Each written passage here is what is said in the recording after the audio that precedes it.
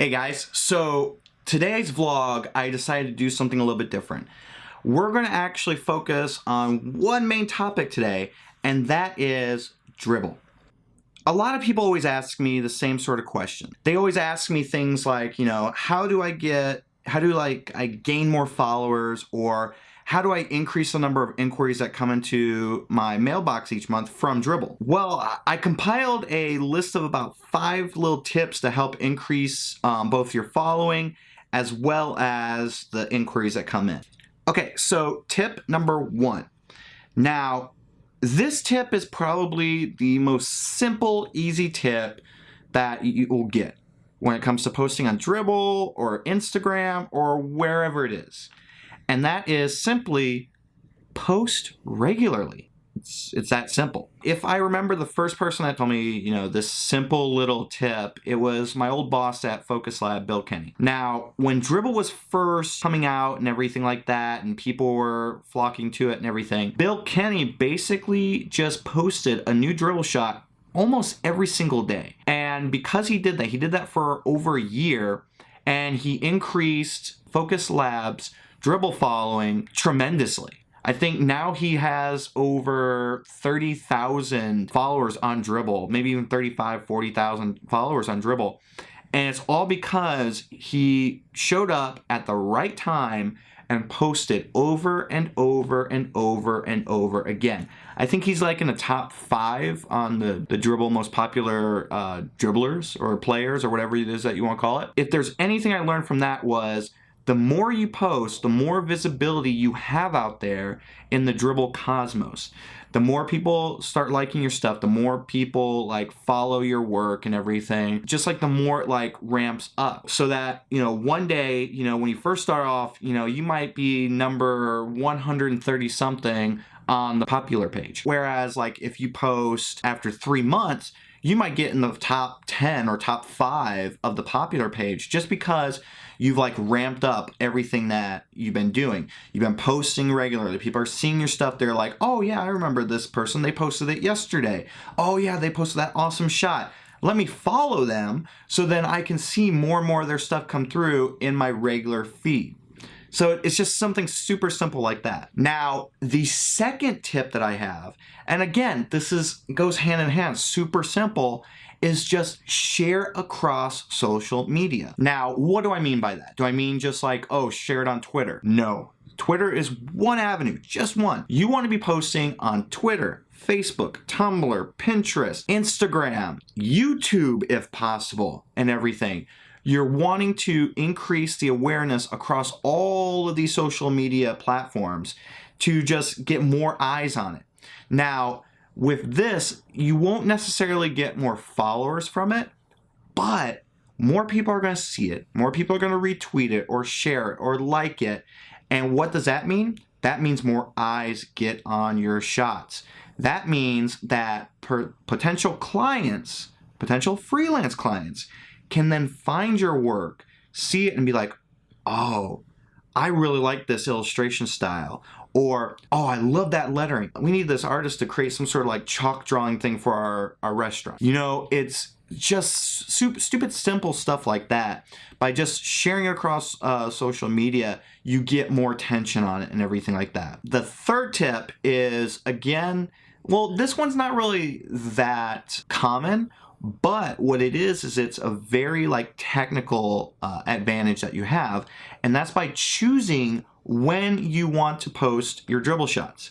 This is by far the number 1 question that I get asked by so many people. Basically, it depends on the type of clientele that you're looking for, or if you just want to find the best traffic times, it depends on the time zone that you're in. So for instance, I'm in West Coast time. My ideal time to be posting on Dribbble is between 8 a.m. to 11 a.m. Now, the reason why I say 8 a.m. to 11 a.m. is because at 8 a.m. on Pacific time, it is then 11 a.m. on Eastern time, which is right before lunch, right as people are starting to wind down. They're tired. They're wanting to, start, eating their lunch and everything like that. They're like, oh, let me go check out Dribbble. And so people start flocking to Dribbble right at about that 8 a.m. Pacific, 11 a.m. Eastern time. If you post at about 11 a.m. Pacific time, you've hit that moment where the Pacific time people are just about to start lunch and do the same thing. The difference here is that now you have people who have come back from lunch on the East Coast time. They've like worked a little bit, a couple hours here and there. Now they're ready. They're like, okay, I need a break. I need to, find some inspiration to get me through today. I'm going to go check out Dribbble. It's this crazy, weird thing, but it works. In the past, a lot of people were saying, oh, what's a great time to be posting? Probably about 2 a.m., 3 a.m., because you get all of those European traffic people waking up and they're, going to like your stuff and all this and all that. That's good if you want European traffic. If you want to have clients, if you're in the US and you want to have clients in Europe, then you should totally post at 2, 3 a.m. Pacific or Eastern time to get those people. But if you're working in the US and you want to work strictly with, people in Silicon Valley or people in New York and things like that, you need to be posting that specific time zone. So that's my little spiel on that. I've had a couple friends try this tip out and they've seen a huge increase in their Dribbble following and the inquiries. So definitely check that out. The fourth tip, this one basically follows anything. It follows Instagram, YouTube, Tumblr, all these different things. And that is creating shots in bulk. So basically, instead of just creating one-off Dribbble shots, you're creating, spending like a weekend or something like that and creating a dozen or 2 dozen Dribbble shots. I could probably spend a weekend where I create enough Dribbble shots for a whole month. What that does is that sets you up to where you have the whole month of May laid out and ready to go with Dribbble shots. You can also increase the Dribbble shots or stretch them out for longer. Maybe you're working on freelance projects and you just a new site just got launched or a new illustration went live or something like that. And then you have other Dribbble shots that can be like placed into the mix. That's perfectly fine. But you want to have a big bulk of shots ready to go. Me personally, I have a folder in my Dropbox that is basically just Dribbble shots. I'll create a Dribbble shot, throw it in there, and then from time to time, I'll pick one out and post it onto Dribbble. The final tip, this is tip number 5 of like increasing your Dribbble following and the inquiries, is showing diversity. This is something that not a lot of people like to talk about when it comes to portfolios and things like that.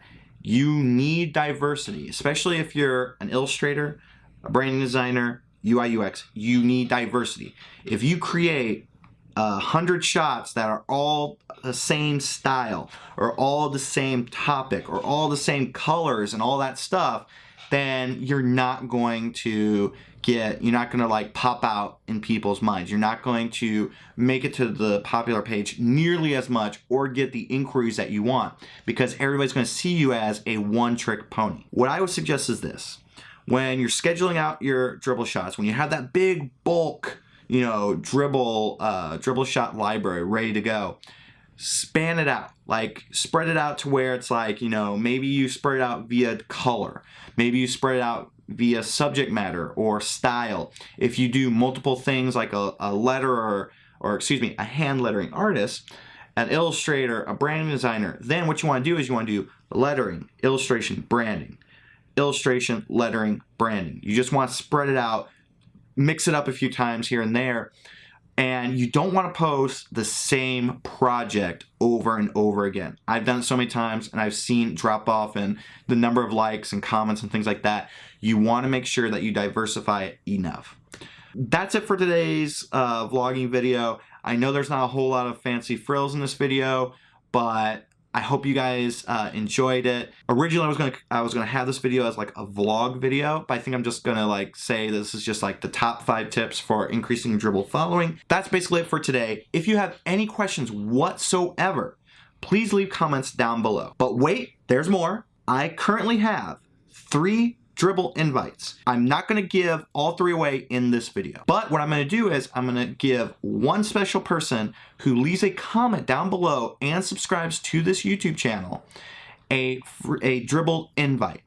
Now, I'm going to choose this at random. I'm going to choose it at the end of this week.